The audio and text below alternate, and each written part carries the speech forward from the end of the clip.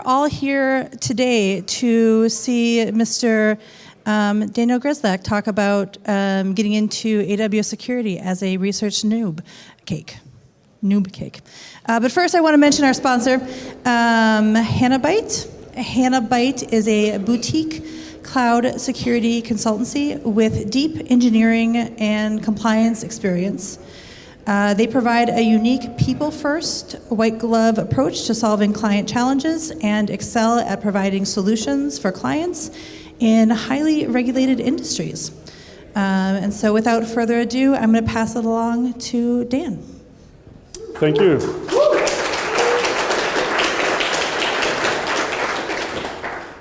Hi, I'm Daniel, and I'm a noob cake, in case it wasn't obvious. I work for an awesome cloud security company called Plerion. This is my personal can of Milo. I believe everyone should have their own personal can of Milo. There's actually 3 cans of Milo down here, and whoever asked a good question at the end will get 1 personal can of Milo for themselves. Cool. That's my goal. That's it. I would love for everyone in this room and watching online later to, by the end of this week, their week, whenever they're watching it, go away, have done some cloud security research and have written it up. Most of you probably won't go ahead and do that, and that's okay. You could just enjoy the shit show at the front. That's okay. But I want all of you to prove me wrong. I would love for everyone to go away and have done some research. And I think you can totally do it, and I'll show you how. This is Nick Frechette. He did a great talk yesterday. When I grow up, I want to be just like Nick. Nick is an awesome cloud security researcher, has done lots of great work, all of that good stuff. I'm guessing you're here because you kind of want to be like Nick as well, except maybe minus the cat if you're not a cat person. And you can absolutely get there, and I know that because Nick was a noob cake once too, maybe not anymore, but once. And I interviewed a whole bunch of other people who were also noob cake once to get their opinions on how to do it. 3 parts to this talk. The first part was going to be really big, but it turned out to just be 1 slide because I had to cut a lot because we don't have much time. So I'll just give you a bit of one thing that I think you can get out of being a cloud security researcher. Then we'll jump into some technical research and how to do it. Finally, we'll then get into how you might progress your research and get better at it. And if we still have time, I've got some great bonus content. So 1, 2, 3, Milo, let's go. Okay, I think doing AWS security research is awesome, but I'm clearly weird. So there's heaps of good reasons to do research. You meet really interesting people, you become a better engineer, you get to help people, it's lots of fun. But maybe one thing that you might not realize is that if you do AWS security research, you will get hit by opportunities. Now, what do I mean by that? So the screenshot you see in front of you is a website called permissions.cloud, which Ian Mackay actually, I think, presented a few years back at Forward CloudSec. It's a community project. You can go inspect permissions and things on it.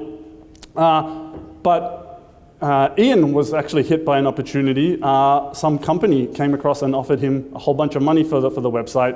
I know that because it was the company that I work for. Ultimately, Ian said he's not, it would be like selling a part of his soul. And to be clear, his soul does have a price tag on it, but it's higher than we were willing to offer. So yeah, you might get hit by opportunities. I think it's a really good idea to do the research. You have your own reasons, so I won't try and convince you. You're already here. But I will give you a whole bunch of ideas on what kind of, where could you start to do research? What could you start to do? There's an infinite set, but I'll give you some of the ways that I know work because I've personally done them myself, and also the people that I interviewed gave me a few tips too. So let's go. What you see on screen here is some snippets from AWS documentation that I really love. So there's these blue and red snippets right here where AWS actually tells you exactly what could go wrong in their services. And actually, that's how I start to do a lot of my research, is I see, what do they say in these warning boxes, these bright blue and red boxes, and I go from there. So they've actually documented most of this stuff. So for example, the red box down the bottom, you don't need to read it, but it basically says, hey, there's this thing called cloud init, where if you put some data in user data, you can make it run every time instead of just once on an EC2 instance. And when I read that red box, put a few other things together, back in 2016, I was able to identify this privilege escalation, which basically says, hey, if you can stop an instance, if you can modify the user data of that EC2 instance, put your own code in there, use that little cloud init thing to make it go every time it restarts. When the instance starts back up, you'll be able to run code in the context of that instance, and you'll have some privilege escalation. And another good example of this kind of thing is if you search for confused deputy in these little red and blue boxes, you will find heaps of opportunities to do confused deputy attacks. The documentation is great. I would encourage you to read it. It used to be open source, so you could just like clone the GitHub repos, but now you can't do that anymore. Here's a bit of code that lets you do it, just parses the sitemap XML file and lets you download the file. I actually have my own EC2 instance which constantly just downloads the documentation. So whenever I'm interested in a topic, I'll just go and grep the documentation on that instance. You don't have to copy this code. You can do it yourself. But I do have a companion blog for this presentation. If you want, you can just go grab the code there. It's called the same thing. No one else names their blog post after noob cakes. Okay, let me tell you a little bit of a story about Aidens. So this is a story about how Aidens found a vulnerability in IAM Identity Center when it first came out. You see, because it was very new, there was not much documentation about it, and so Aidens engaged squirrel mode, and he wanted to build a JWT that actually worked. So he just kept adding fields to it. He searched on GitHub, he looked at the standards, just kept adding fields until it worked, until the token worked. And then he went into reverse squirrel mode and started taking fields away to see which ones were actually required and which ones weren't. Then he got bored and went away for a little while. Came back a few days later and realized that the tokens that should have stopped working were now working again. And when he did the investigation, he actually found that there was a caching issue, which meant that if you didn't have an expiry field in the token, it wasn't processed correctly, and then it started working again. Great. I think this is a really good model for starting your AWS security research. It's like one way is to just read the documentation. Another way is to just go and start to do stuff and experiment with things. And I really encourage you to do that because you can't always trust that the documentation is right. Or even if the documentation is correct, the users might make a mistake. One of the most common mistakes that people have pointed out, Nick pointed this out to me, is that if you don't scope your research correctly, you might get stuck in this kind of infinite loop of like trying to figure out what to do and not getting anywhere. So Nick recommends, and I do the same, say, hey, make sure you scope your research to a service. And luckily, there's this beautiful page that AWS gives us, which allows us to search by when a service was published and whether it has a free tier. Having a free tier is great for research. And then you can go ahead and scope, like find something that's interesting to you and go start working on it. Just be careful you don't pick something too big, because if you scope to EC2, that's probably still going to take you months or years because that's a huge service. What I like to do is make a big list of services and their operations, which is what you see on screen here. And then you can do interesting things like look for patterns that you enjoy. I like to look for things that have a URL in the one of the parameters that's passed, because then you can maybe potentially do interesting things like SSRF attacks or redirects or something like that. But that's a great pattern that you can kind of repeat. And you might ask, how do I get how do I make this big list? Well, the Boto SDK for AWS actually provides these really nice JSON files in the data directory, which you can go ahead and parse and produce that list. And now with ChatGPT, you don't really need to write this complicated code yourself or the JQ queries or whatever. You just get ChatGPT to do it for you and produce that nice big list. So here is an example of me using ChatGPT to make that list. And what I'm looking for here is for things that have parameters to function calls that have an ARN in them. And why am I looking for an ARN? Well, it's the same thing that Nick said in his talk. It's more like, hey, if it's an ARN, maybe you can do something cross-tenant, potentially. because if it's just an alias or key name, then it's only going to be usable within your account. The one thing to be careful of is that there are instances where the ARN isn't in the name, and so you can see here there's a parameter down the bottom called role, which indeed takes an ARN but doesn't have it in the name. So just be careful of that. This kind of technique can only take you so far. And one last one on this is if you look for things with role in them, or anything with a token, or anything passing a role, or switching roles, etc., you might be able to find interesting targets. Just be aware that like if you're looking for these like cross-tenant or role things, that's what everyone wants, and it's going to be really high value, but you're probably going to have a harder time finding those things if you're just starting out. I like this kind of pattern for research. This one's from Rami McCarthy, where people look for exposed AWS resources. In this case, Rami's looking for exposed DynamoDB snapshots. One of the great things I love about Rami's work is he always lists all the people who have previously completed research in this space and have like done this pattern.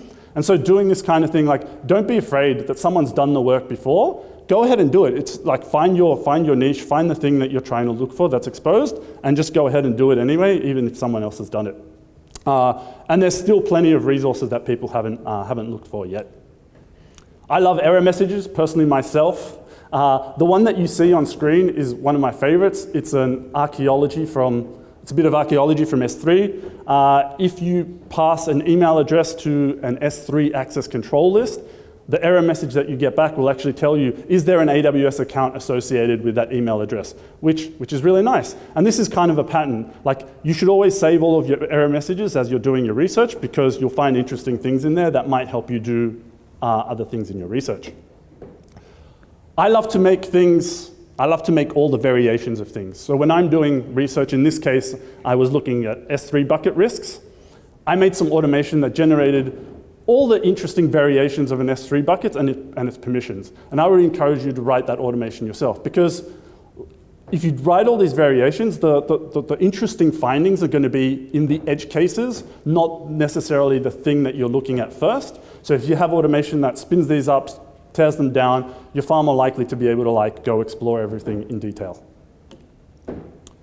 One final pattern I would say that's really useful is one that Scott Piper excels at, which is just making lists of stuff. I know that sounds silly, right? But look, these are 3 lists that Scott has worked on: exposable resources, known AWS accounts, and cloud vulnerabilities. And the reason why that's so powerful is once you make that list, people start coming to you and telling you interesting stuff. They think you're the expert on exposed resources or whatever else it is, and they will come and tell you the thing. And over time, you're going to be the one that gets all the good information about it, and you're going to learn where are all the gremlins, what are all the interesting edge cases in these things, like Scott does. So if you're not particularly if you're just starting out and you're not great technically or anything like that, just start making lists and share them with the public and get people to promote them and add things. Okay, so this section is more on, okay, you've started doing a bit of research. How do you then get better? How do you be less of a noob cake at that research over time? Another quote from Aiden here. Aiden always says that he feels like a bit of a fraud when people say he does cloud security research. And the reason he says that is because most of his research, like security research, is by accident. He just builds a lot of stuff, and he runs into things. There's so much complexity in AWS and the other cloud providers that if you just do the work and build some stuff, eventually you'll run into interesting edge cases. There are like over 300 AWS services, over 15,000 API methods and stuff. So if you just go build stuff, you'll run into interesting things. My advice is to kind of avoid the web console and get as close to the API as you possibly can. So that means using things like the CLI, using things like curl, or in the example down the bottom, I've asked ChatGPT to manually sign a web request, an API request for me, which is something that Nick says everyone should be able to do. And now you don't even have to code, you can just ask ChatGPT to do it for you. At the top there's 2 CLI parameters that I really like to use. One is no sign request, because it'll like It means you don't supply the authorization headers when you send the request, and allows you to find interesting quirks in how requests work. And the other one is, if you want to know exactly how to build a request for a particular operation, if you start a netcat listener on your local host and you point the endpoint to your local host, the CLI will actually send you the request and you'll know exactly how to build it if you want to build it yourself. The other thing I would say is, like, besides building stuff, is reading things, like reading other people's research. This is an example from Nick and Christoph. Maybe I get the details slightly wrong, but Nick found an amplify vulnerability. But one of the reasons that he ended up finding it is he noticed a pattern that from a previous bit of research that his colleague Christoph did in GitHub OIDC connections. And so because he was able to make that connection, he could then go and explore. So just read as much as you can other people's research. And I'll give you another example. This is 3 bits of research. The first one was from a guy called Ben Britz. He identified the fact that you could find the account ID of any public S3 bucket.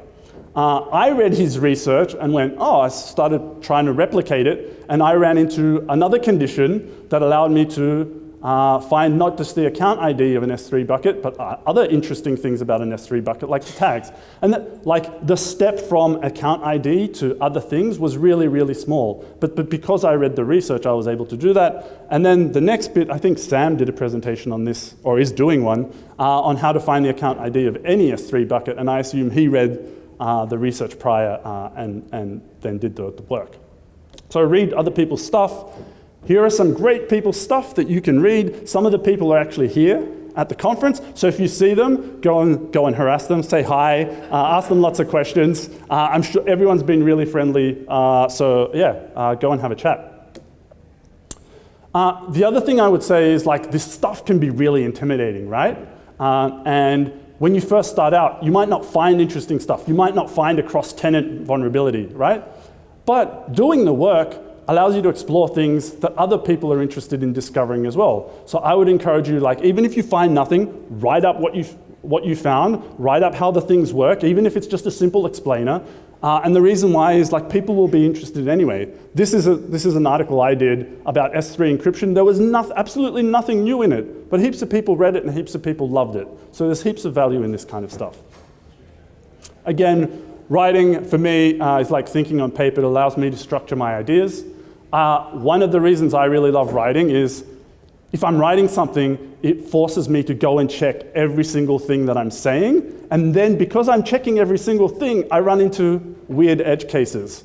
So you should go ahead and write about your work as well. One final thing I would say about getting better is, you could or you should go and try and break things. I used to think this was more important than I do now, but you still have the opportunity, like, there's heaps of tools out there for you to go and practice breaking AWS stuff and using other techniques, reproducing other techniques that people have done. The top secret bonus content. I'm glad we have some time. It's not really that top secret. But it's just some tips I picked up along the way that might help you. One is, if you actually do find something interesting, one of the questions you want to ask is, how common is that thing? And SourceGraph is a place to go and look for that. They're not sponsoring me or anything like that, but it's a really great tool. Allows you to search the most common GitHub repositories. Another thing I like to do, especially when I'm doing kind of internet scale research, is 2 things. I like to set my user agent to something interesting so I can search my CloudTrail really easily.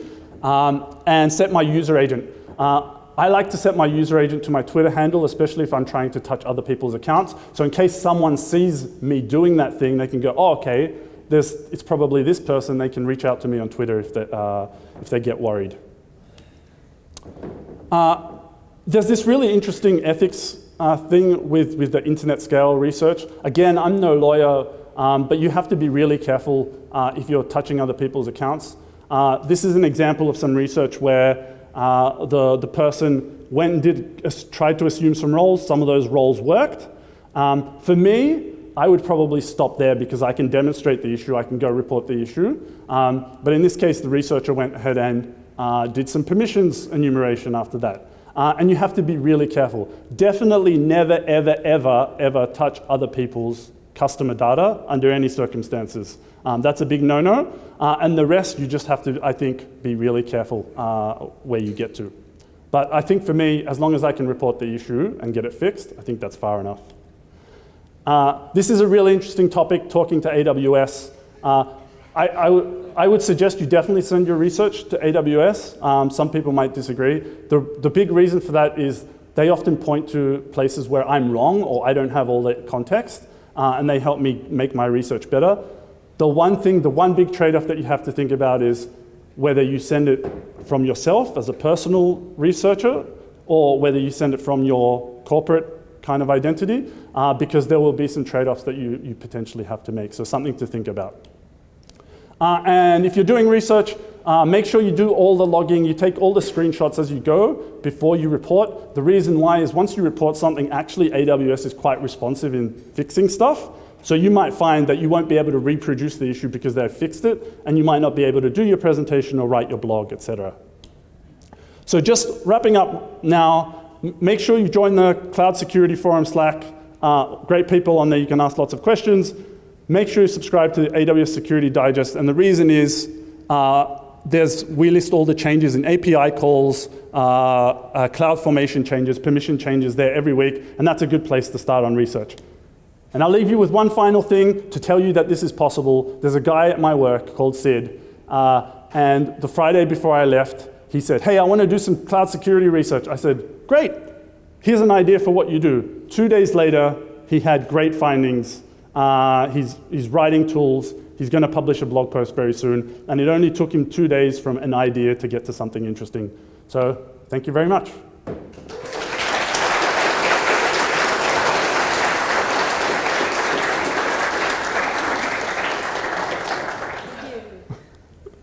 Checking. Yeah, we have time for a couple questions here. Who wants a mystery Milo? Mystery Milo, okay. All right, do you want to pass this down?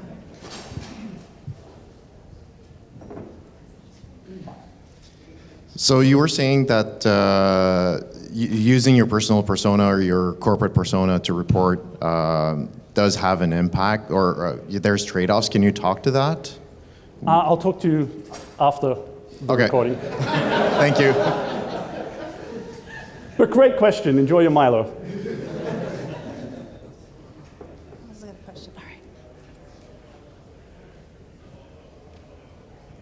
So firstly, thank you for the presentation. So I was wondering, ever since the presentation started, this week I'm on vacation and I don't think I will be able to release a research. So am I committing blasphemy or should I just try harder?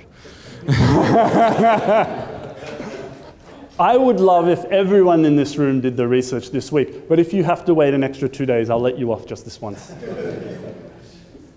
Thanks a lot for the talk. I guess a follow-up kind of to that question is, realistically, how do you feel like at any point in time you struggle finding a balance between the time that you spend kind of doing research and then obviously if you've got like family or other people, like just in time spent for yourself kind of, like how do you manage that kind of, I guess, research life balance, so to say?